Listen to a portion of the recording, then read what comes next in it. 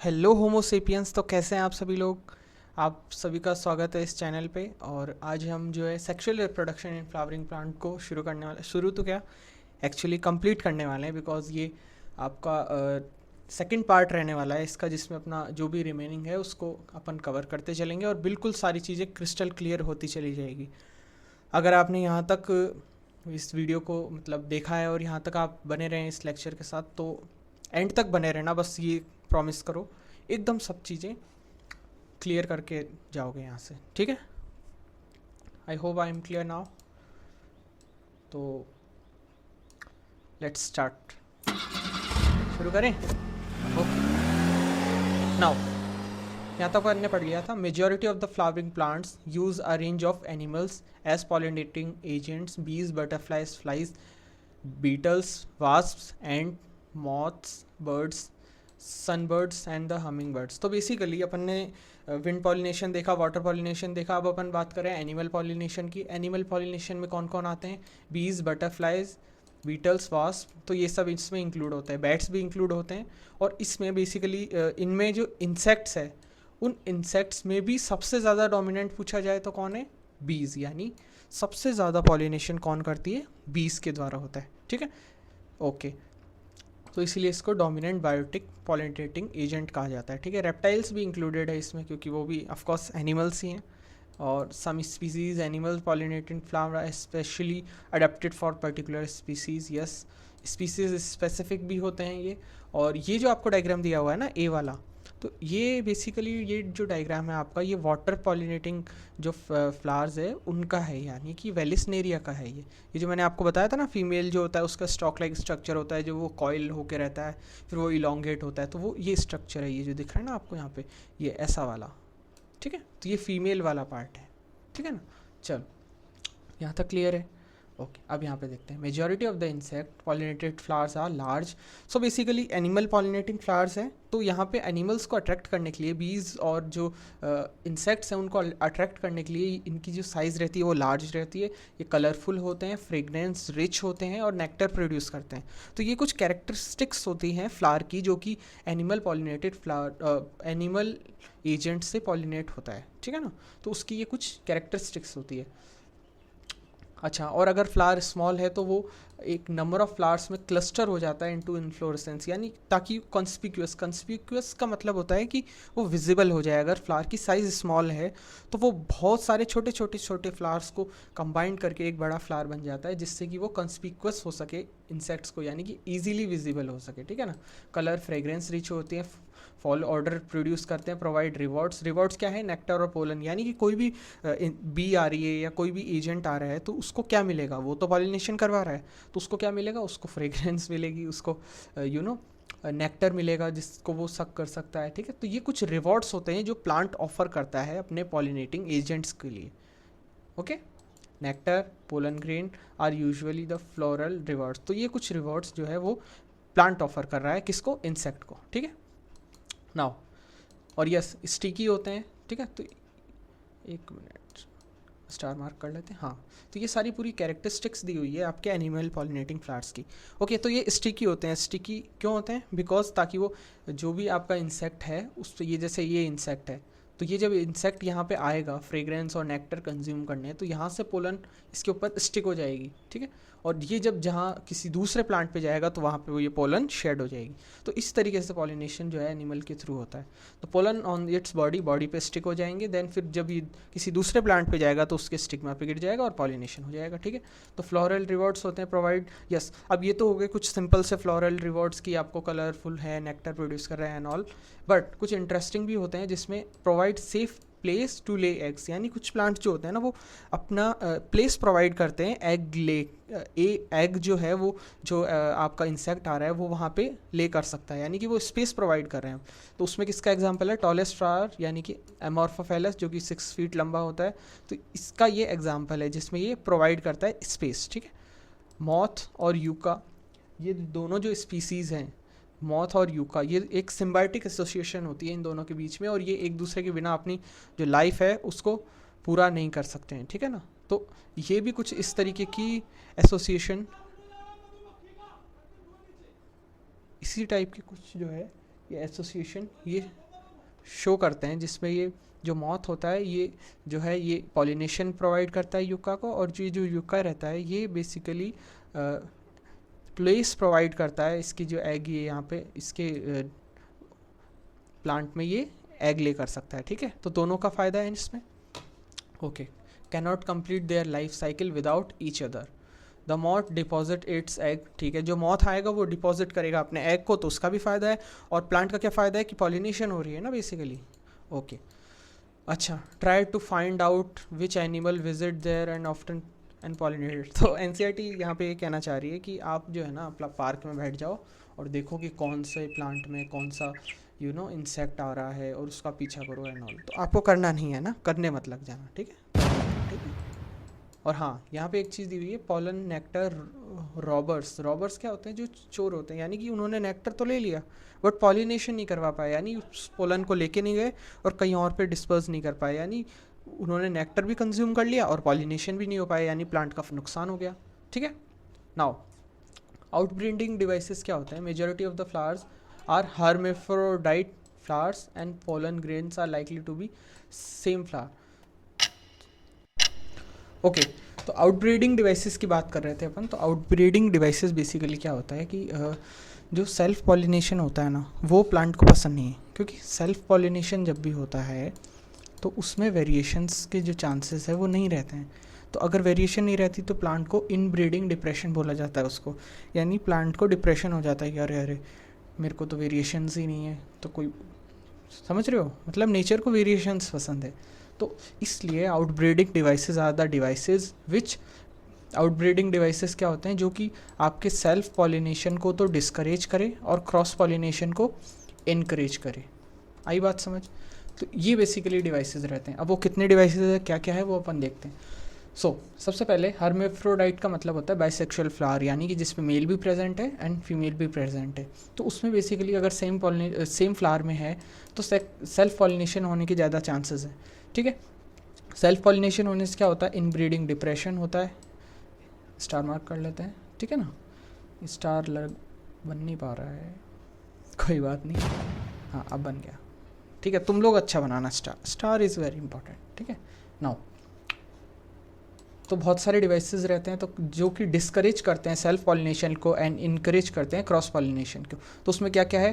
पहला है not synchronised, यानी कि जो मेल पार्ट है और जो फीमेल पार्ट है वो दोनों सेम टाइम पे मैच्योर ना होना, उनमें कोई सिंक्रोनाइजेशन ना होना। तो अगर सेम टाइम पे मैच्योर नहीं होंगे तो सेल्फ पॉलिनेशन नहीं होगी। तो ये इसका मोटिव है। डिफरेंट पोजीशन, यानी कि सपोज एंथर यहाँ है और पिस्टल यहाँ है, तो पोजीशन डिफरेंट है, तो चांसेस हैं कि ये पोलन यहाँ तक ना जा पाए और सेल्फ पॉलिनेशन ना हो पाए, ठीक है।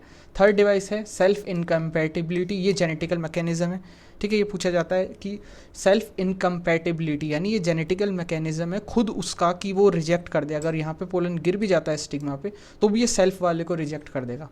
आई बात समझ? तो self pollination from the same flower pollen germinate, यानी जब अगर सेल्फ का पोलन गिरेगा तो वो वहाँ पे जर्मिनेट नहीं करेगा। तो ये खुद का मैकेनिज्म है। इनहिबिटिंग यूनिसेक्सुअल फ्लावर, अब एक सॉल्यूशन ये भी है यूनिसेक्सुअल फ्लावर। तो इसमें पहला जो है जिसमें both female and male are present on same plant. तो अगर सेम प्लांट पे है, ध्यान से सुनना, अगर सेम प्लांट पे है, मेल भी है फीमेल भी है, तो अगर उसका पोलन अगर उसके स्टिग्मा पे गया दूसरे फ्लावर के सेम प्लांट पे, तो जेनेटिकली तो वो सेम ही है ना, क्योंकि प्लांट सेम है। तो ये भी यहाँ पे कोई मज़े वाली बात होगी नहीं। तो ये कैस्टर मेज में पाया जाता है मोनोसियस कंडीशन में, ठीक है। बट अपने जो इसको फेवर करता है वो कौन है? वो है आपका पपाया। कैसे? इसमें जो है कैस्टर और मेज में, इसमें यूनिसेक्सुअल फ्लावर्स प्रोड्यूस हो रहे हैं बट वो सेम प्लांट पे अलग अलग फ्लावर्स है। तो वो प्लांट तो सेम ही है तो जेनेटिकली सेम हो जाएगा ना, तो इसलिए उसको, तो वही लिखा हुआ है इट प्रिवेंट ऑटोगेमी, यानी ऑटोगेमी तो प्रिवेंट हो जाएगी कि फ्लावर में सेम फ्लावर में नहीं होगा, बट जिटेनोगेमी यहाँ पे पॉसिबल है और जिटेनोगेमी में जेनेटिकली सेम रहता है, ठीक है। तो ये भी जो है इसको फेवर नहीं कर पाएगा। तो फिर आता है आपका पपाया। तो ये बड़ा सही है। इसमें ये है कि ये डिफरेंट प्लांट पे डिफरेंट रहता है, यानी कि एक प्लांट ये है एक प्लांट ये है, तो ये मेल रहेगा, ये फीमेल रहेगा, यानी कि सेम होने की पॉसिबिलिटी नहीं है, हमेशा इसमें क्रॉस ही रहेगा, क्रॉस पॉलिनेशन ही होगी। तो ये एक अच्छा आउटब्रीडिंग डिवाइस है जो कि पपाया में पाया जाता है, ठीक है। तो इससे ऑटोगेमी और जिटेनोगेमी दोनों प्रिवेंट हो जाती है। I hope I am clear now, ठीक है। नाउ पोलन पिस्टल इंटरेक्शन क्या होता है? पोलन पिस्टल इंटरेक्शन ये होता है कि जब पोलन स्टिग्मा पे गिरती है, suppose this one is pollen, this is stigma, तो ये पोलन जब इसके ऊपर गिरती है तो ज़रूरी नहीं है कि ये सेम स्पीसीज़ की और सेम जर्मिनेट करने की इसमें कैपेबिलिटी हो। तो अगर ये इसकी सेम स्पीसीज़ की और फेवरेबल होगी तभी ये जर्मिनेट करेगी, अदरवाइज़ नहीं करेगी। तो ये उसके पास इंटरेक्शन होता है, ये पोलन और ये पिस्टल दोनों का इंटरेक्शन होता है, वो डिसाइड करता है। अगर रॉन्ग टाइप की रहेगी तो वो इनकम्पेटेबल रहेगी, और कंपेटेबल मतलब राइट टाइप की रहेगी पोलन, यानी कि सेम स्पीसीज़ की और फेवरेबल जो रहेगी वही जर्मिनेट करेगी, ठीक है। यहाँ पे दिया हुआ है, जैसे देखो यहाँ पे 1 2 3 4 5 6 यहाँ पे पोलन गिरे, जर्मिनेट कितने करे? एक इसने जर्मिनेट किया, एक इसने जर्मिनेट किया, बाकी के जो 4 है वो जर्मिनेट नहीं कर पाए, बिकॉज वो जर्मिनेट करने के लिए कैपेबल नहीं थे। वो इस स्टिग्मा ने उनको रिकॉग्नाइज़ किया कि ये सेम स्पीसीज़ के नहीं है और जर्मिनेट करने लायक नहीं है। तो जो करेगा वो यहाँ तक पोलन ट्यूब उसकी रिलीज़ होगी और यहाँ पे वो अपने गेमेट्स को रिलीज़ कर देगा। ये देखो यहाँ पे ये स्ट्रक्चर में दिख रहा है अपने को, ये पोलन ट्यूब यहाँ पे आई, यहाँ से मेल गैमेट रिलीज़ होंगे सिनर्जिड्स में, सिनर्जिड डीजनरेट होगा, 2 मेल गैमेट यहाँ पे रिलीज़ हो गए। तो यहाँ तक की कहानी यहाँ दिखाई हुई है। अब ये किससे जाके फ्यूज़ करेंगे, ये आगे जाके फर्टिलाइजेशन में अपन पढ़ते हैं, ठीक है। आई बात समझ? तो पिस्टल कभी कभी रिजेक्ट भी कर सकता है अगर कैपेबल नहीं है तो ability of the pistil to recognise the pollen followed by its acceptance और rejection is result in the condition dialogue between pollen grain and pistil, ठीक है। ये एक केमिकल कंपोनेंट होता है, उनके बीच में इंटरेक्शन केमिकली होता है जिससे वो रिकॉग्नाइज करती है, ठीक है। तो ये डेफिनेशन है pollen pistol interaction. Pollen tube का फॉर्मेशन होना, अच्छा पोलन ट्यूब कहाँ से फॉर्म होगी, ये मैंने बताया था, ये पोलन है, ये आउटर डिसकंटिन्यूस लेयर है, जहाँ जहाँ स्पोरोपोलिन एब्सेंट है वहाँ से पोलन ट्यूब अराइज होगी, यहाँ से हो सकती है, यहाँ से हो सकती है, ठीक है। ओके, क्लियर है, ठीक है। नाउ पोलन ट्यूब अराइज होगी, 2 सेल्ड स्टेज क्या होती है, 3 सेल्ड स्टेज क्या होती है, ये अपन ऑलरेडी डिस्कस कर चुके हैं। Through the micropyle and centre toward the stigma, yes. ये जो स्ट्रक्चर है, तो ये जो एंटर कर रहा है ये जो है ये माइक्रोपाइल एंड है, ये जो है ये माइक्रोपाइल एंड है, यानी कि जो पोलन आएगी वो माइक्रोपाइल एंड की तरफ से आएगी और सिनर्जिड्स में जाके अपने मेल गैमेट्स को रिलीज़ करेगी। आई बात समझ? कितने male gametes? 2 male gametes release होंगे। अच्छा, और इस पोलन ट्यूब को जो गाइड करता है वो होता है फिलीफॉर्म एपरेटस, ये भी अपन पहले बात कर चुके हैं, एक बार और बता देते हैं आपको।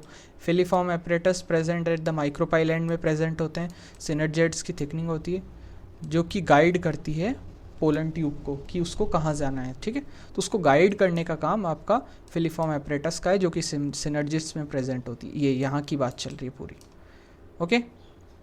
Now all these events from the pollen deposition of the stigma until the ovule, तो जब तक ये पोलन स्टिग्मा पे गिरी वहाँ से लेकर के जब पोलन ट्यूब एंटर करती है तो वो पूरा जो है वो इंटरेक्शन कहलाता है।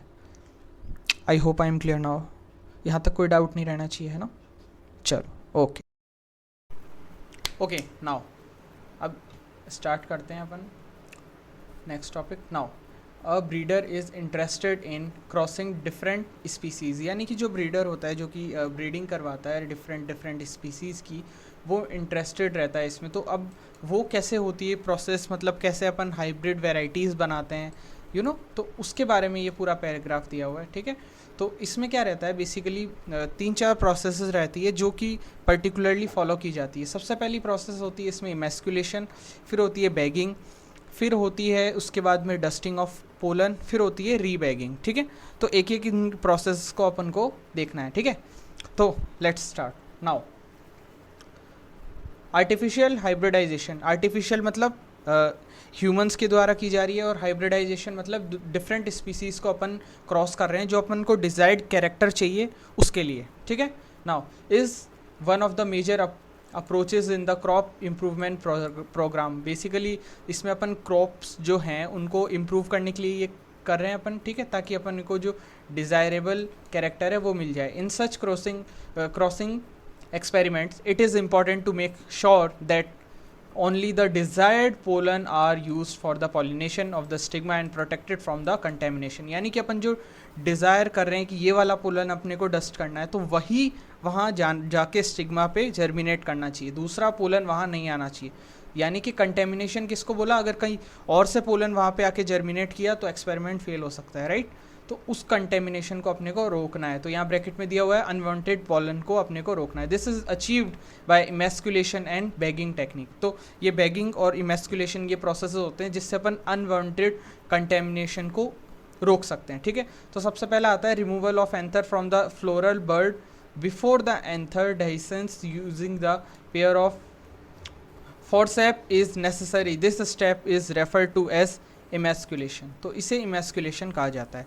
क्या बोला? emasculation is a process by which जो मेल एंथर है उसको रिमूव किया जाता है. अच्छा, अब मेल एंथर है तो ये तो कॉमन सेंस वाली बात है. अगर फ्लावर पे मेल एंथर प्रेजेंट है यानी मेल फ्लावर है तभी उसमें करने की ज़रूरत है, अगर नहीं है तो ज़रूरत नहीं है. ओके, तो ये बेसिकली अपने रहती है आपकी आर्टिफिशियल हाइब्रिडाइजेशन में इमेस्कुलेशन. समझ में आई? यानी कि this step is referred to as emasculation. Okay, done. Emasculated flower have to be covered with a bag of suitable size. तो एक बैग लाइक स्ट्रक्चर, एक बैग रहता है जो कि किससे बना रहता है? बटर पेपर से बना रहता है, उससे उसको कवर किया जाता है. यानी कि ये आपका फ्लावर है, ठीक है, तो इसमें एंथर है और ये आपका फीमेल पार्ट है. तो सबसे पहले एंथर वाला जो पार्ट है उसको आपको रिमूव करना है. तो इसको तो यहाँ से कट कर दिया. फिर जो यहाँ स्टिग्मा बचा उस पे यहाँ पे होगी आपकी बैगिंग. ठीक है, तो ये जो था ये था आपका मेल वाला पार्ट, ये था आपका फीमेल वाला पार्ट. फीमेल वाला पार्ट पे बैगिंग होगी और मेल वाले पार्ट पे इमेस्कुलेशन होगा. क्लियर है यहाँ तक? Now made of butter paper. Okay, bagging जो की जाती है वो बटर पेपर से बना हुआ रहता है. ओके, स्टिग्मा अनवांटेड पोलन्स को प्रिवेंट करता है and this process is called as bagging. तो इस प्रोसेस को बोला जाता है bagging. When the stigma of bagged flower attain receptive mature pollen collected from the anther and the male and dusted on the stigma. यानी कि अपन को जो डिजायर्ड पोलन है उसको कलेक्ट करना होता है अपने प्लांट पे और उसको डस्ट करना होता है. मतलब पहले तो बैगिंग हो चुकी है तो फिर इस बैगिंग को रिमूव करके फिर अपना डिजायर्ड पोलन अपन डालेंगे, फिर वापस से बैगिंग कर देंगे. ठीक है, एक बार मैं दोबारा बता दूंगा, डोंट वरी, थोड़ा बहुत भी कन्फ्यूजन है, सब क्लियर हो जाएगा. Okay, now parents are dusted and rebagged. फिर रीबैगिंग हो जाएगी. यानी कि सबसे पहले होगा इमेस्कुलेशन. ठीक है, मेल जो एंथर है उसको रिमूव करेंगे. फिर उसके बाद में होगा आपका बैगिंग, यानी कि जो स्टिग्मा है उसके ऊपर एक बैग लाइक स्ट्रक्चर अपन लगा देंगे जिससे कि कोई और पोलन इस स्टिग्मा पे जर्मिनेट ना कर पाए. ओके, फिर इसके बाद में अपन क्या करेंगे? इस बैग को रिमूव करके उस पर पोलन डस्ट करेंगे. ठीक है, यानी जो अपना डिज़ायरेबल पोलन है वो उसके ऊपर डाल देंगे. फिर उसके बाद में उसको डालने के बाद में अपन रीबैगिंग कर देंगे. यानी कि वो अब अपन ने अपना डिज़ायर्ड पोलन डाल दिया, अब जो है रीबैगिंग कर दो ताकि कोई और वहाँ पे जर्मिनेट ना कर पाए. ये बेसिकली 4 प्रोसेसेस रहते हैं आपके आर्टिफिशियल हाइब्रिडाइजेशन के. आई बात समझ?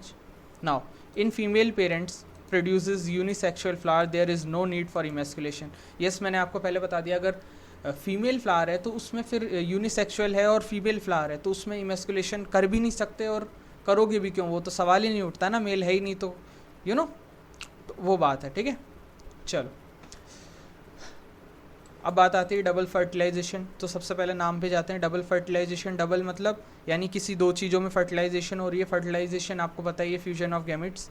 ठीक है, ओके, तो अब ये कहाँ हो रही है एक बार ओवरव्यू दे देते हैं आपको. ये जो है ये बेसिकली यहाँ पे जो 2 माइक्रोपाइल एंड से, ध्यान से सुनना, जो माइक्रोपाइल एंड था उससे जो आपके 2 मेल गैमेट आए थे, suppose this is pollen tube, तो यहाँ से जो 2 मेल गैमेट्स आए थे वो मेल गैमेट्स कहाँ जाएंगे? एक जाएगा यहाँ, ठीक है, और sorry this is micropyle and, once a minute, यहाँ पे उल्टा दिया हुआ है डायग्राम.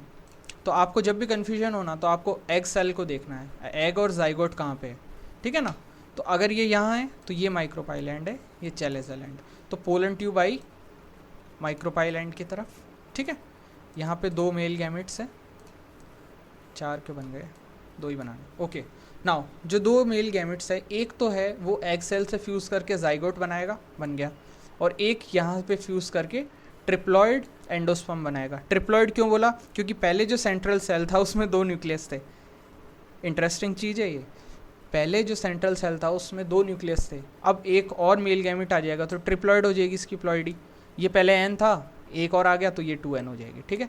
तो डबल फर्टिलाइजेशन क्यों बोला? क्योंकि प्राइमरी एंडोस्पर्म में भी यहाँ पे फर्टिलाइजेशन होके प्राइमरी एंडोस्पर्म बना और यहाँ पे जाइगोट बना, तो ये 2 चीज़ें एक साथ हो रही है, एक यहाँ और एक यहाँ, तो इसलिए इसको डबल फर्टिलाइजेशन बोला। फिर उसके बाद में जाइगोट बना, जाइगोट से एम्ब्रियो, और ये उसकी कुछ स्टेजेस है एम्ब्रियो की, ठीक है।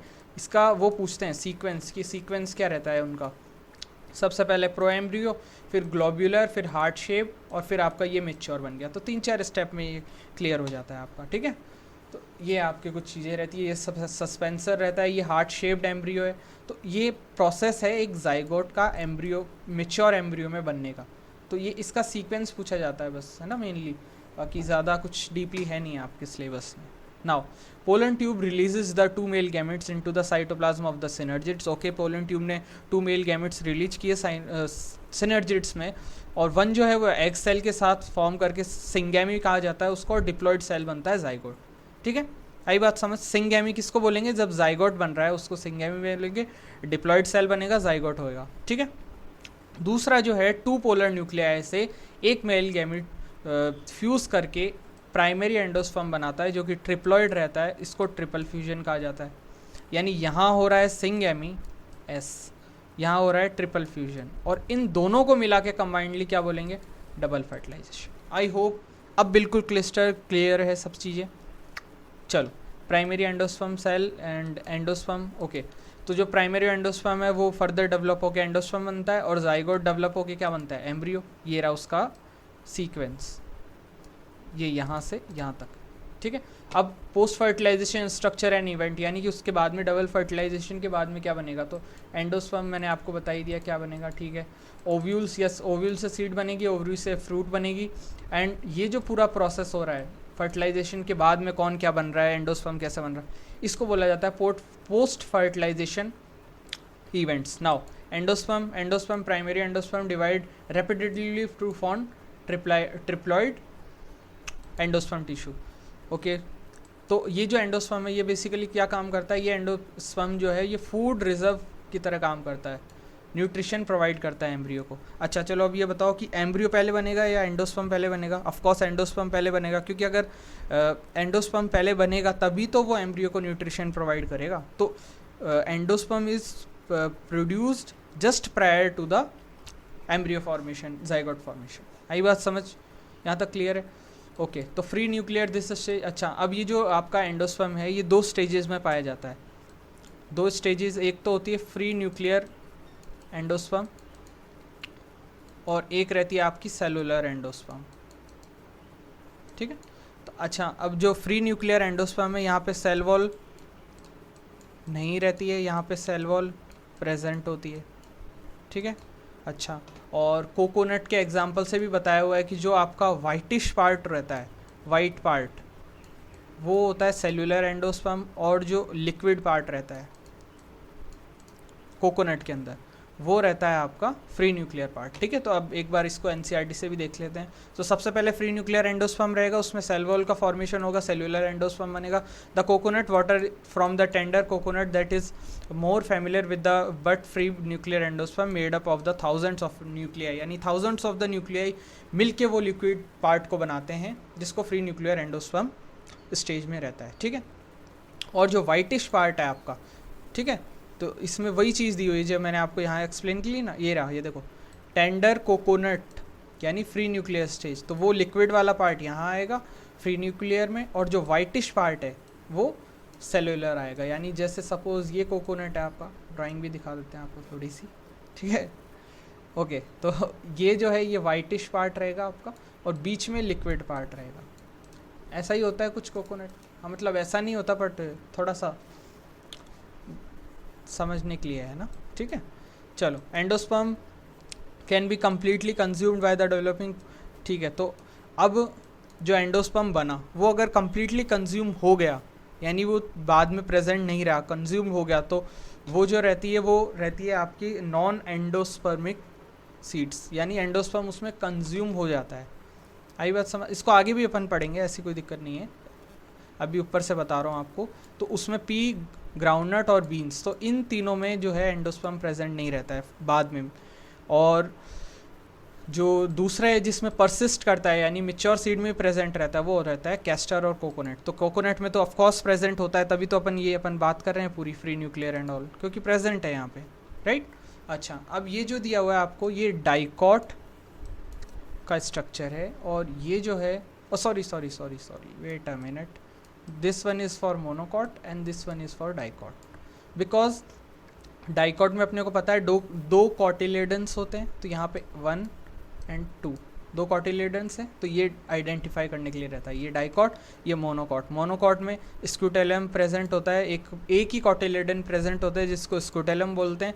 और एपीब्लास्ट क्या होता है, जो रिड्यूस्ड कॉटिलेडन है, दो होते हैं, एक स्क्यूटेलम बोला जो डेवलप्ड है, और एक जो एपीब्लास्ट बोलते हैं, ये रिड्यूस्ड है मतलब कॉटिलेडन्स का, ठीक है। तो अपन बोलते एक ही हैं, पर एपीब्लास्ट उसका रिड्यूस्ड फॉर्म रहता है, ठीक है। और ये कॉलियोप्टाइल रहती है, और ये कॉलियोराइजा, ये शीत रहती है। फिर रेडिकल जहाँ से रूट अराइज होगी, और रूट कैप यानी जो रेडिकल पे जो कैप रहती है वो रूट कैप होगी। कॉलियोराइजा ये भी शीत रहती है, जो कि अब याद कैसे करना है, कॉलियोप्टाइल यहाँ पी आ रहा है यानी प्लूम्यूल से अराइज होगी, शूट एपेक्स, और कॉलियोराइजा आर आ रहा है यानी कि रूट से अराइज होगी। यहाँ तक क्लियर है? तो ये पूरा डायग्राम क्लियर है, और ये इंपॉर्टेंट भी है, लेबलिंग आ सकती है।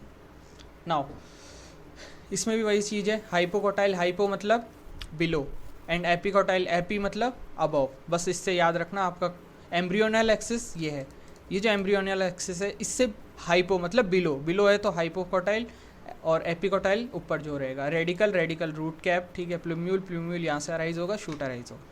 ये कुछ चीज़ें हैं, ठीक है। ये डाइकोट हो गया, ये मोनोकोट हो गया। नाउ एम्ब्रियो की बात कर लेते हैं। जो एम्ब्रियो बना वो कैसा रहता है, तो एम्ब्रियो जो रहता है वो डेवलप माइक्रोपाइल एंड पे होता है after certain amount of endosperm is formed. मैंने आपको पहले ही बता दिया, पहले एंडोस्पर्म बनेगा सर्टेन अमाउंट में, फिर उसके बाद में एम्ब्रियो बनेगा।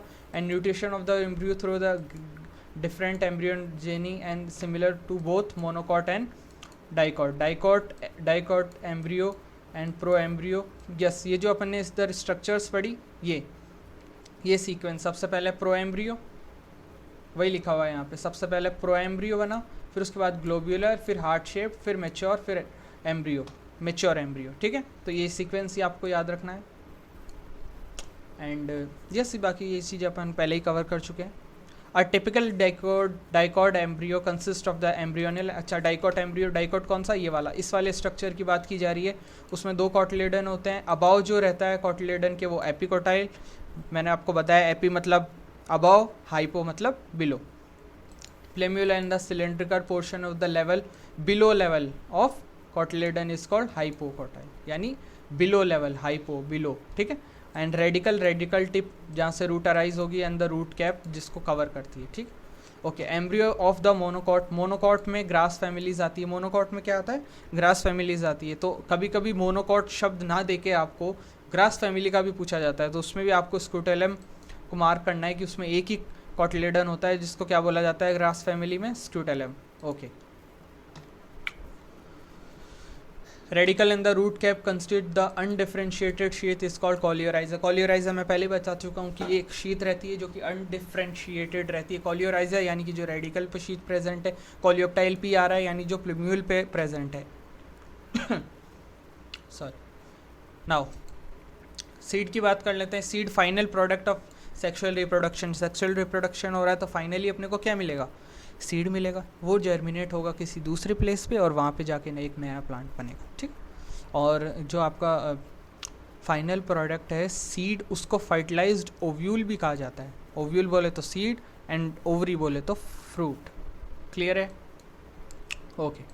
Seed coat, cotyledons and embryonal axis, ये सब प्रेजेंट होता है, अपन पढ़ चुके हैं। Food reserve leguminous mature seed में भी non albuminous and ex albuminous है। नॉन एल्ब्यूमिनस मतलब नॉन एंडोस्पर्मिक, लिख लो अगर लिखा नहीं है ना आपने, तो जिसमें प्रेजेंट नहीं है उसको नॉन एल्ब्यूमिनस बोलेंगे। तो वही लिखा हुआ है नॉन रेजिडुअल एंडोस्पर्म, जिसमें प्रेजेंट नहीं रहता, तो उसमें पी ऑन ग्राउंड नोट होता है। तो इसकी जो है ना एग्जांपल आपसे पूछे जा सकते हैं, तो एग्जांपल याद रखना, डेफिनेशन आपको वैसे भी याद रहेगी, ठीक है ना। स्टार नहीं बनता एक तो यार, चलो नाउ। और कुछ रहते हैं एल्ब्यूमिनस सीड, जिसमें वो कम्प्लीटली कंज्यूम नहीं रहता है, यानी परसिस्ट करता है, जो कि वीट, मेज, बार्ले एंड कैस्टर।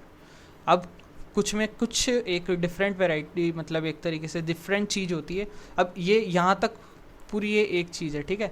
अब यहाँ से इसको मिक्स मत करना, ठीक है। यहाँ से ये दूसरी चीज़ है, ब्लैक पेपर एंड बीट, ये दो एग्जाम्पल है, ये भी इम्पॉर्टेंट है। और इसमें जो है ना न्यूसिलस परसिस्ट करता है, यानी जो न्यूसिलस है वो मेगास्पोर मदर सेल बन के वो पूरा जो आगे का प्रोसेस है वो रहता है। बट अगर न्यूसिलस का जो सेल है वो अगर परसिस्ट करता है, यानी वो प्रेजेंट होता है मैच्योर होने के बाद में भी, उसे बोला जाता है पेरिस्पर्म, ठीक है। तो 2-3 वर्ड याद रखने, दो तो ये example, black pepper and beet, दूसरा पेरिस्पर्म किसे कहते हैं, न्यूसिलस का परसिस्ट करता है अगर किसमें, मैच्योर होने के बाद में भी अगर परसिस्ट करता है तो, ठीक, ओके। अच्छा, इंटेगुमेंट्स क्या होते हैं, प्रोटेक्टिव कवरिंग होती है, माइक्रोपाइल। अच्छा, और एक ये चीज़ है, ये भी दूसरी चीज़ है, एक माइक्रोपाइल एंड पे एक small pore like structure, 1 minute में देखता हूँ अगर अपने पास डायग्राम हो तो, 1 मिनट, 1 मिनट। मतलब एक ओपनिंग लाइक प्रेजेंट होती है, जैसे ये सीड है तो यहाँ पे एक स्मॉल ओपनिंग लाइक प्रेजेंट होती है, जिससे क्या होता है, ऑक्सीजन एक्सेट्रा का ट्रांसफ़र किया जाता है, ठीक है, ऑक्सीजन का ट्रांसफ़र रहता है। तो वही लिखा हुआ है यहाँ पे कि माइक्रोपाइल में एक स्मॉल पोर लाइक स्ट्रक्चर रहता है, जो कि ऑक्सीजन और वाटर को, ओहो मिटा ही दिया मैंने, थोड़ा अंडरलाइन ज़्यादा हो गया, 1 मिनट, हाँ। तो ऑक्सीजन और water into seed during germination, यानी जब जर्मिनेट करती है सीड तो ऑक्सीजन और वाटर का जो ट्रांसपोर्ट है वो ट्रांसपोर्ट यहाँ से किया जाता है। और जब सेल मतलब एक इनएक्टिव स्टेज में जाती है, जिसमें 10 to 15% of the moisture by mass वो ड्राई हो जाती है, मतलब है ना, और मेटाबॉलिक एक्टिविटीज़ स्लो हो जाती है, उसको बोलते हैं डॉर्मेंसी। और ये जब भी फेवरेबल कंडीशंस आएगी तो ये वापस से जर्मिनेट हो जाएगी और अपना मेटाबॉलिक रेट को बढ़ा लेगी, ठीक है। तो ये शॉर्ट ड्यूरेशन के लिए होता है, जब तक उसको फेवरेबल कंडीशन नहीं मिल जाती, ओके। नाउ ओव्यूल सीड बनेगी, ओवरी फ्रूट बनेगी, अपन बात कर चुके हैं। अच्छा, जो वॉल रहेगी ओवरी की, यानी कि जो फ्रूट वॉल है, उसको बोला जाता है पेरिकार्प। पेरिकार्प फ्लैशी हो सकती है, जैसे कि गोआवा, ऑरेंज एंड मैंगो में, और ड्राई हो सकती है, अपन बोलते हैं ना ड्राई फ्रूट जिसमें ग्राउंड नट और ये सब, तो उसमें जो पेरिकार्प है वो फ्लैशी ना होकर ड्राई पाई जाती है, बस इतना सा डिफरेंस है। अच्छा, और अब आपको पता है कि जैसे जो ट्रू फ्रूट रहता है, फ्रूट किससे बनता है, फ्रूट आपका बनता है किससे, ओवरी से बनता है, ओवरी से बनता है। तो अगर ये ओवरी के अलावा कोई, ध्यान से सुनना, अगर ओवरी के अलावा कोई कंट्रीब्यूट करता है in a few species such as apple, strawberry, cashew, ये एग्जांपल है जिसमें थैलेमस कंट्रीब्यूट करता है, यानी कि ओवरी के अलावा जो पार्ट है थैलेमस, वो अगर फ्रूट बनने में कंट्रीब्यूशन दे रहा है तो उनको बोला जाता है फॉल्स फ्रूट, यानी उनको सच्चा फ्रूट मान ही नहीं रही है। समझ में आई? बायो कहती है ये सच्चे फ्रूट हो ही नहीं सकते अगर ये ओवरी से नहीं बन रहे, तो ये तो थैलेमस कंट्रीब्यूशन दे रहा है यहाँ पे, और 3 एग्जाम्पल दिए हुए हैं, ओके। तो ये भी स्टार मार्क करने लायक चीज़ है। Now most of the develop only from the, तो मोस्टली ये 3 एक्सेप्शंस है, मोस्टली जो रहता है वो आपके ट्रू फ्रूट्स रहते हैं। तो ये कुछ डायग्राम्स दिए हुए हैं अलग अलग के, कि उसमें क्या क्या, कहाँ माइक्रोपाइल, कहाँ सीड कोट, एंडोस्पर्म, तो ये बेसिकली इतना फ्रिक्वेंटली नहीं पूछा जाता है, बट या ये जो डायग्राम है ये चाहे नीट हो या आपका बोर्ड्स हो, कभी भी पूछा जा सकता है और पूछते रहते हैं ये। तो ये एंडोस्पर्म है, ये पेरिकार्प फ्यूज रहती है, यानी कि जो आउटर आपकी जो फ्रूट वॉल है वो है पेरिकार्प, और ये स्क्यूटेलम है यहाँ पे, ये कॉलियोप्टाइल शीट लाइक स्ट्रक्चर, ये सब अपन डिस्कस कर चुके हैं, ठीक है, ओके। अच्छा चलो ये बताओ, ये मोनोकॉट है या डाइकॉट है? यस, यू आर राइट, अगर आपने सही गैस किया, अगर मोनोकॉट है, अगर आपका जवाब ये है तो बिल्कुल सही है आप, बिकॉज यहाँ पे स्क्यूटेलम लिखा हुआ है, ठीक है। और ये कुछ है स्ट्रक्चर, या ये इसको भी आप थोड़ा सा देख सकते हैं, ठीक है, ये डायग्राम है तो पूछा जा सकता है। एप्पल का है तो ये जो आप खाते हैं ये थैलेमस वाला पार्ट है, तो यहाँ पे थैलेमस कंट्रीब्यूट कर रहा है। In which fruit develop without fertilisation such fruits are called as parthenocarpic fruits. तो अब कुछ फ्रूट्स ऐसे रहते हैं जिन फ्रूट्स में बेसिकली क्या रहता है कि इन फ्रूट्स में विदाउट फर्टिलाइजेशन के, यानी अब अभी अपन तक नॉर्मल चीज़ क्या पढ़ रहे हैं अपन की फर्टिलाइजेशन होता है, सीड बनता है, वो पूरा एक सिंपल प्रोसेस है, यानी जो अपन ने चैप्टर में पढ़ा। बट इनमें क्या रहता है, विदाउट फर्टिलाइजेशन के फ्रूट की सिंथेसिस होती है, यानी कि अगर नॉर्मल चीज़ जो प्रोसेस से होता तो लास्ट में एंड प्रोडक्ट क्या बनता, सीड बनता सीड। बट जब अपन बनाना को खाते हैं तो उसमें तो सीड एब्सेंट होता है, तो इसमें सीड एब्सेंट होता है बिकॉज बनाना जो है वो पार्थेनोकार्पिक फ्रूट है, वो विदाउट फर्टिलाइजेशन के बनता है और सीडलेस होता है। बस ये 2-3 चीज़ें आपको याद रखना। आगे बात क्लियर है यहाँ तक? बहुत आसान चीज़ है ना, कोई ज़्यादा बहुत मुश्किल नहीं है। ओके, अब बात कर लेते हैं अपन की जो सीड रहती है वो बेसिस ऑफ आवर एग्रीकल्चर है। यस, बिकॉज पूरी जो एग्रीकल्चर है अपनी वो पूरा जो है अपनी सीड के बेसिस पे फॉर्म करती है। अपन सीड उगाते हैं फिर प्लांट ग्रो करते हैं, ठीक है। Now how long do the seed remain alive, they are dispersed of the period various lose viability within few months and large. हाँ, तो जो सीड है वो कितने दिनों तक वाइबल रह सकती है? कुछ तो महीनों तक वाइबल रहती है, यानी वो जर्मिनेट कर सकती है, अगर उसको अच्छा न्यूट्रिशन मिला तो वो अपना जो है जर्मिनेट करके प्लांट ग्रो कर सकती है। बट कुछ में large number of species live several, कुछ में सालों तक भी रहती है, जैसे कि ओल्डेस्ट क्या है, ल्यूपाइन है जो कि आर्कटिक टुंड्रा में पाई जाती है, तो ये 10,000 साल तक डायोरमेंसी में रह सकती है और जर्मिनेट कर सकती है। और एक दूसरा एग्जाम्पल है, एक एग्जाम्पल तो ये है, एक एग्जाम्पल है ये 2000 साल तक, कौन सी, डेट पाम। तो ये जो प्लांट है इनकी जो सीड है ये इतने ईयर्स तक और इतने तक ये वाइबल रहते हैं, यानी ये जर्मिनेशन कॉज कर सकते हैं। Okay,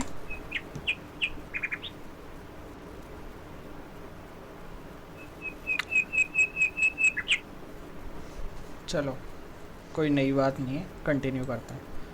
okay, now apomixis and polyembryony. Now इसमें क्या रहता है कि जो fertilisation few flowering plants such as some species of Asteraceae and grasses have evolved a special mechanism to produce seed without fertilization। तो come on now, एक common doubt यहाँ पे आता है कि पार्थेनोकार्पी और एपोमिक्सिस दोनों अलग अलग है, सेम है? नहीं, बिल्कुल डिफरेंट है। वहाँ पे जो है पार्थेनोकार्पिक में अपन जो है विदाउट फर्टिलाइजेशन के फ्रूट का फॉर्मेशन हो रहा था, यहाँ पे विदाउट फर्टिलाइजेशन के सीड का फॉर्मेशन हो रहा है, ठीक है। प्रोड्यूस सीड्स विदाउट फर्टिलाइजेशन, तो ये चीज़ ध्यान रखना, उसको एपोमिक्सिस कहा जाता है, ठीक है। क्लियर है। यहाँ पे भी ये एक इंपॉर्टेंट लाइन है, asexual reproduction that mimics sexual reproduction, यानी एक्चुअली ये है एक ए सेक्शुअल रिप्रोडक्शन, यानी कि यहाँ पे कोई वेरिएशन नहीं होगी, क्योंकि यहाँ पे जो है फर्टिलाइजेशन नहीं हो रही है, यहाँ पे सीधे जो है अपन आगे पढ़ेंगे कैसे कैसे होती है। तो इसमें विदाउट फर्टिलाइजेशन के सीधे सीड प्रोड्यूस हो रही है, तो वेरिएशन नहीं है, तो ए सेक्शुअल रिप्रोडक्शन है। बट मिमिक्स, यानी कि ये मिमिक्री करता है कि अरे मैं तो सेक्शुअल रिप्रोडक्शन हूँ, बट नहीं, ये जो है ये प्योरली ए सेक्शुअल रिप्रोडक्शन होता है, ठीक है। तो एस्टेरेसी और ये ग्रासेस कुछ एग्जांपल्स दिए हुए हैं, तो ये क्लियर है आपको, यहाँ पे सीड का फॉर्मेशन होगा जिसको बोलते हैं एपोमिक्सिस, ठीक है। The way developed the apomixis is diploid egg cell is found without reductional division and developed into the embryo without fertilization। तो पहला क्या तरीका है कि जो डिप्लॉयड एग सेल है, तो नॉर्मली क्या रहता था उसमें अपने जो है रिडक्शनल डिवीजन होके फिर उसमें फ्यूजन होके फिर बाद में जाके जाइगोट बनता था। बट यहाँ क्या रहता है, जो डिप्लॉयड एग सेल है वो मतलब डिप्लॉयड ही रहता है, उसमें कोई जो है रिडक्शनल डिवीजन नहीं होता है और वो सीधे जो है एम्ब्रियो बन जाता है विदाउट फर्टिलाइजेशन। तो एक तरीका तो ये हो गया एपोमेक्टिक सीड्स का प्रोड्यूस करना, जिसमें सिट्रस और मैंगो इसके एग्जाम्पल्स हैं, ठीक है। दूसरा वेराइटी है जिसमें जो न्यूसिलस रहता है आपका, न्यूसिलस जो कि एम्ब्रियो सेक को सराउंड करता है, वो जो है वो बेसिकली जो है वो अपना आपको मतलब एम्ब्रियो की तरह शो करना स्टार्ट कर देता है। क्या लिखा है यहाँ पे, ध्यान से पढ़ना, variety of some nucellar cells surrounding the embryo sac start dividing, वो डिवाइड करना स्टार्ट कर देते हैं और उस एम्ब्रियो सैक को घेर लेते हैं मतलब एक तरीके से, और अब बहुत सारे एम्ब्रियोज़ का फॉर्मेशन हो जाता है। तो अब ये जो कंडीशन है इसमें भी जो है आप देखेंगे कि फर्टिलाइजेशन नहीं हो रही है।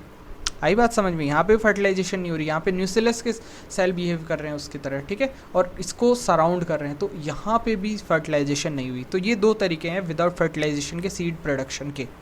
तो इसमें जो है जो ओव्यूल रहता है उसमें बहुत सारे एम्ब्रियोज प्रेजेंट होंगे, यानी ये ओव्यूल है तो इसमें बहुत सारे एम्ब्रियोज प्रेजेंट होंगे। अच्छा, बहुत सारे प्रेजेंट होंगे यानी कि उसमें जो है उस कंडीशन को क्या बोल देंगे अपन? Polyembryony. पॉली मतलब मैनी और एम्ब्रियो मतलब बहुत सारे, ठीक है, क्लियर है? तो ये जो चीज़ रहती है इसको पॉली एम्ब्रियोनी बोलते हैं। तो ये दो तरीके हैं, बुक में इतना ही दिया हुआ है तो एक्स्ट्रा अपन ज़्यादा पढ़ेंगे नहीं, ठीक है।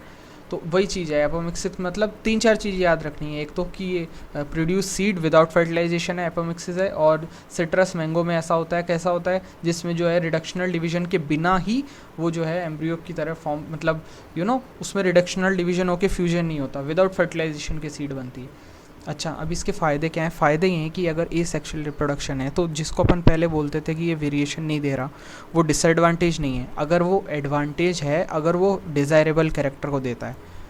ध्यान से सुनना, मान लो एक डिज़ायरेबल कैरेक्टर है कि अपने को ये कैरेक्टर चाहिए, तो अब अपन चाहते हैं कि ये कैरेक्टर चेंज ना हो, ठीक है, चेंज ना हो। तो अगर सेक्सुअल रिप्रोडक्शन की तरफ जाते हैं अपन, तो ये कैरेक्टर मेंटेन नहीं कर पाएगा, ये चेंज हो जाएगा। और चेंज अपने को चाहिए नहीं। कैसे? जैसे कि इसका एप्लीकेशन क्या है, अपन ने ये बनाया, ठीक है, बनाया, ठीक है, इसका एप्लीकेशन क्या है, मतलब क्यों बनाया, तो इसका जो यूज़ है वो है हाइब्रिड वेराइटीज़ में। यानी अपन ने एक प्लांट जो है उसमें एक अच्छा वाला जीन, यानी कि ये एक तरीके से डिज़ायरेबल कैरेक्टर अपन ने दिया प्लांट को। अब अगर वो सेक्सुअल रिप्रोडक्शन करता है तो उसमें वो मेंटेन नहीं कर पाएगा उस कैरेक्टर को। आई बात समझ? तो उसका सॉल्यूशन क्या है? Apomictic seed. बिकॉज यहाँ पे सेक्सुअल रिप्रोडक्शन है एक तरीके का, तो यहाँ पे वेरिएशन नहीं आएगी। जो अपन ने कैरेक्टर दिया, यानी प्रोडक्टिविटी, जैसे राइस की या वीट की जो भी है, उसकी प्रोडक्टिविटी को इंक्रीज़ करने के लिए अपन ने एक जीन या एक कैरेक्टर जो हाइब्रिड करके अपन ने क्रॉस करके बनाया था, वो सेग्रीगेट नहीं होगा, वो वही कैरेक्टर मेंटेन रहेगा और प्रोडक्टिविटी इंक्रीज़ होगी। अब अगर एपोमेक्टिक सीड्स अपने दिमाग में नहीं आती तो अपने को क्या करना रहता? हर साल जो है एक मेल और एक फीमेल प्लांट दोनों को जो है फ्यूज़ करना रहता, और फिर उसके बाद में जो है अपन जो अपना डिज़ायरेबल कैरेक्टर है उसका एक प्लांट बनाते हैं। फिर उस प्लांट जो बनता उसको मतलब एक तरीके से वो जो फाइनल प्लांट बनता, तो अब वो अगर वो सेक्सुअल रिप्रोडक्शन करता तो वो फिर वो जो कैरेक्टर है वो मेंटेन नहीं रहता। और दूसरी बात, ये जो हाइब्रिड अपन कैरेक्टर के लिए ये जो क्रॉसिंग ओवर है ये कॉस्टली भी पड़ता। आई बात समझ? तो एक तो पॉइंट हो गया कि ये कॉस्टली पड़ता हाइब्रिड कैरेक्टर के लिए क्रॉस कराना ब्रीडर्स के लिए, तो कॉस्टली पड़ता। दूसरी बात, ये मेंटेन नहीं कर पाता, तो इसलिए इसका सॉल्यूशन था एपोमेक्टिक सीड्स। आई होप यहाँ पे थोड़ा सा डाउट रहता है, इसलिए मैंने रिपीट कर करके अच्छे से आपको क्लियर कर दिया। तो अब वही दिया हुआ है यहाँ पे इस पूरे पैराग्राफ में, एक तरीके से एप्लीकेशन दी हुई है कि hybrid variety of several of food and, तो इनकी जो है extensively cultivated to increase the productivity को इंक्रीज़ करने के लिए जो है हाइब्रिड वैरायटी को जो है कल्टिवेट की जाती थी। बट उनका डिसएडवांटेज क्या था? ये वाले, इस वाले की बात कर रहा हूँ, क्रॉसिंग ओवर का।